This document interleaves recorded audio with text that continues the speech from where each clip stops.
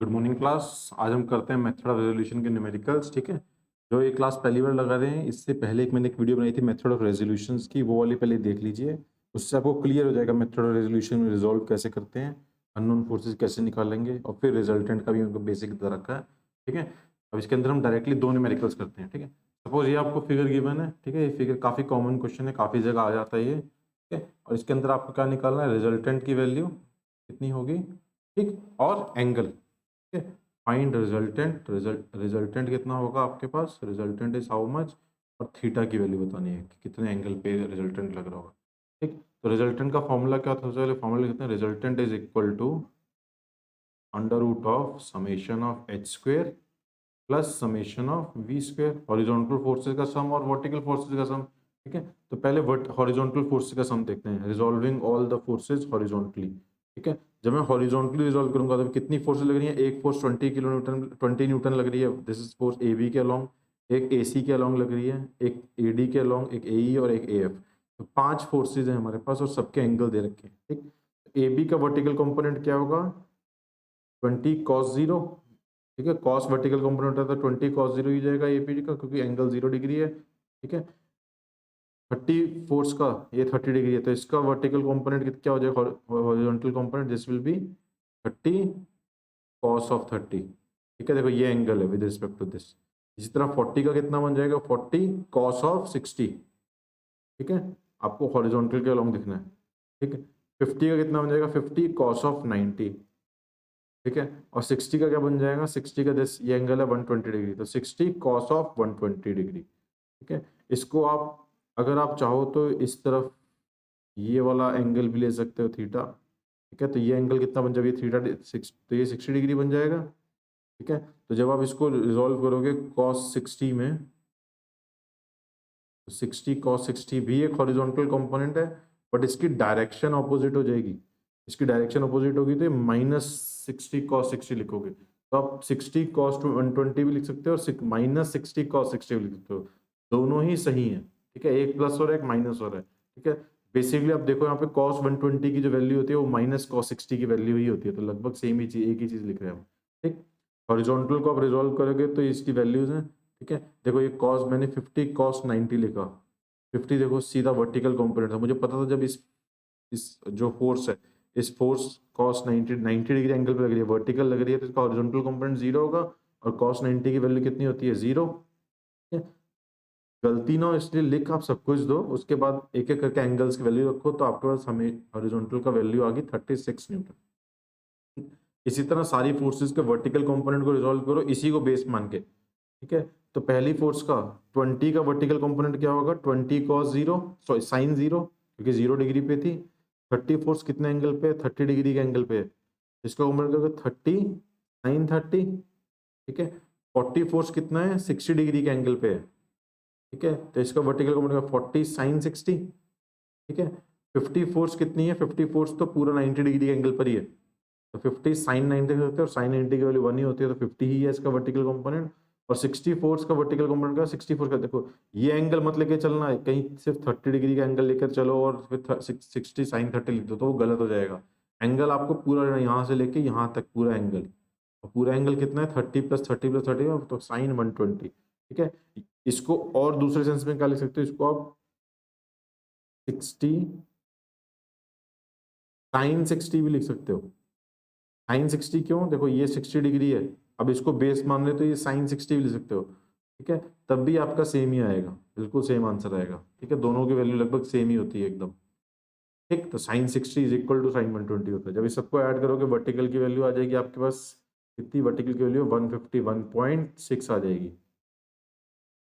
ठीक, रिजल्टेंट के फॉर्मूले में वैल्यूज पुट करो, हॉरिजॉन्टल का स्क्वायर प्लस वर्टिकल का स्क्वायर का अंडर रूट, रिजल्टेंट की वैल्यू होगी 155.8 न्यूटन। ठीक है, ये तो फर्स्ट वाला मैथ्स होगा, फर्स्ट वाला आपका आ गया 155.8 न्यूटन रिजल्टेंट। अब हमें थीटा निकालना है। ठीक है, हॉरिजॉन्टल की वैल्यू सही आ गई थी, वर्टिकल की वैल्यू आ गई थी, सिंपली रिजॉल्व करने के बाद, और थीटा निकालना है। ठीक है, एंगल्स में कंफ्यूजन मत करना। ठीक है, angle with respect to A B को ही बेस लाइन लिख के चलना।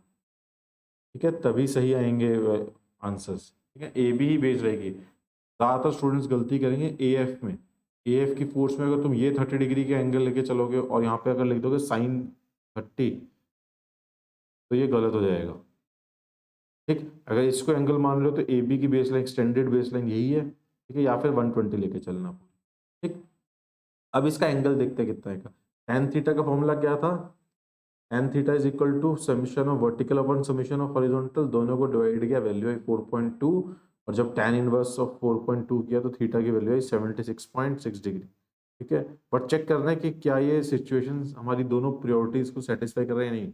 समेशन V पॉजिटिव है, पॉजिटिव में साइन वेव मैंने आपको बताई, साइन मतलब 0 से 180 के बीच में होना चाहिए। ठीक है, जो ये सेटिस्फाई कर रहा है, ठीक है, मतलब सही है।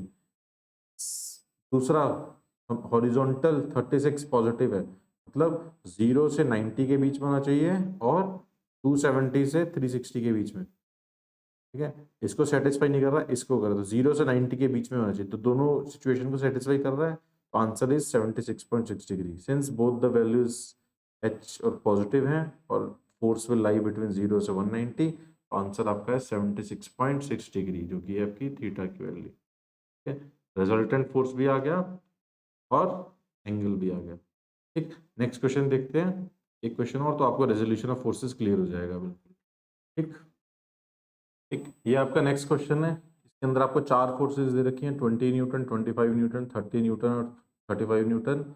सबका एंगल दे रखा है, एंड फाइन क्या करना है, फाइन द रिजल्टेंट फोर्स क्या होगी और एंगल थीटा एंगल क्या होगा। ठीक है, रिजल्टेंट फोर्स कितनी है, fine resultant force, theta angle find कर।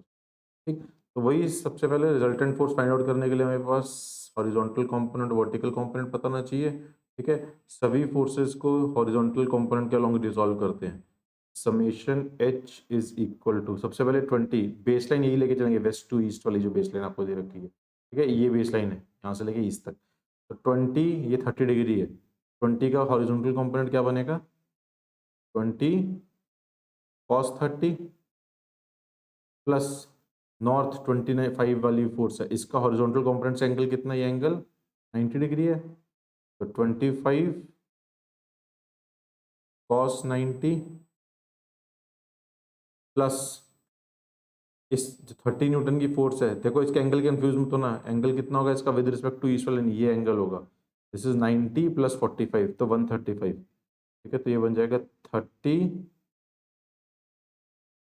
cos of 135 degree plus fourth force इतनी कौन सी, 35 न्यूटन, एंगल आपका ये पूरा बनेगा, ये एंगल, क्योंकि बेस लाइन हम ये लेके चल रहे हैं। ठीक है भाई, तो टोटल एंगल कितना है, 180 प्लस 40, ये हो जाएगा आपका 35 cos ऑफ 220, 180 प्लस 40 डिग्री हो जाएगा। ठीक, अगर मान लो आप बेस लाइन चेंज करना चाह रहे हो इन दो एंगल के लिए, थोड़ा सिंप्लीफाई करना चाह रहे हो, तो उसके लिए भी हम ऑप्शन कर सकते हैं। देखो उसको ऐसे भी लिख सकते हो आप, एंगल इरेज करूँ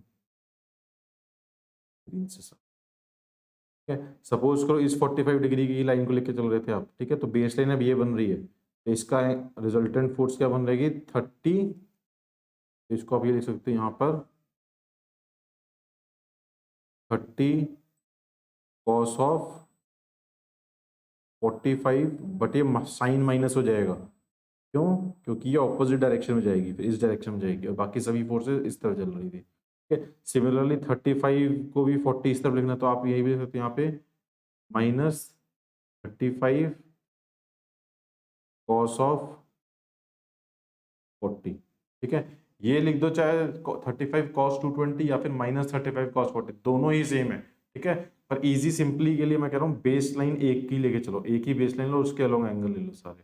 ठीक, यहाँ से आपके पास समीशन हॉरिजॉन्टल को जब आप सॉल्व करोगे, cos 30 cos 90 cos 135, इन सबको आप कैलकुलेटर सॉल्व करके देख लेना, तो आपके पास सीधी वैल्यू आ जाएगी, माइनस में आएगी वैल्यू समीशन, -5.82 न्यूटन, या ये आपका समीशन H की वैल्यू हॉरिजॉन्टल की। ठीक, दोनों केसेस में सेम वैल्यू आएगी, चाहे आप cos 45 लेके चलो एंगल, चाहे आप अपर वाला एंगल लेके चलो, दोनों केसेस में सेम वैल्यू आएगी आपकी।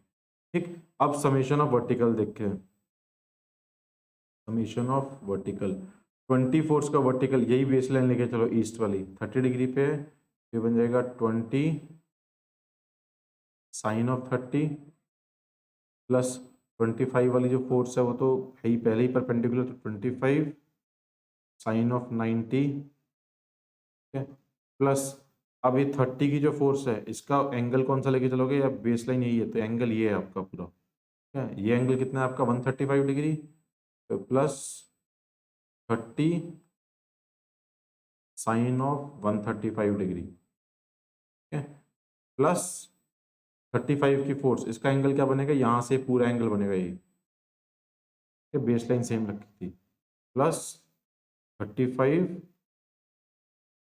साइन ऑफ 220, ठीक है। सपोज करो इसमें भी आपको एंगल चेंज करने हैं, या इनको किस तरह से आप लिख सकते हो, ठीक है,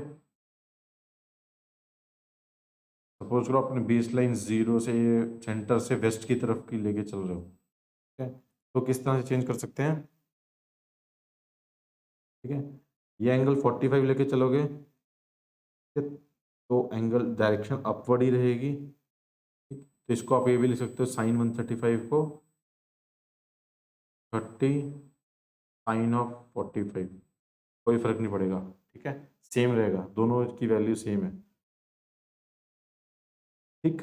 और इस चीज़ को 40 डिग्री लेके चल रहे हो, अगर ये एंगल लेके चलोगे 40 डिग्री, तो अब इसका वर्टिकल कंपोनेंट नीचे की तरफ चला जाएगा, ठीक है, तो यहाँ पे देख सकते हो -35 साइन ऑफ 40, इस तरह से भी कर सकते हो अगर आपने जीरो टू वेस्ट को मान लिया है बेस लाइन, ठीक है, तब भी आंसर पे कोई फर्क नहीं रहेगा, ये लाइन प्लस ही रहेगी क्योंकि इसकी डायरेक्शन अपवर्ड ही रहेगी, और इसकी डायरेक्शन लोअर हो जाएगी तो माइनस हो जाएगा, ठीक है। जब इसको वर्टिकल कंपोनेंट को आप अगर आप सॉल्व करोगे साइन 30 साइन 90 सब आपके साइंटिफिक कैलकुलेटर में निकल आएंगे, तो इसकी वैल्यू आएगी 33.74 न्यूटन पॉजिटिव, ठीक है।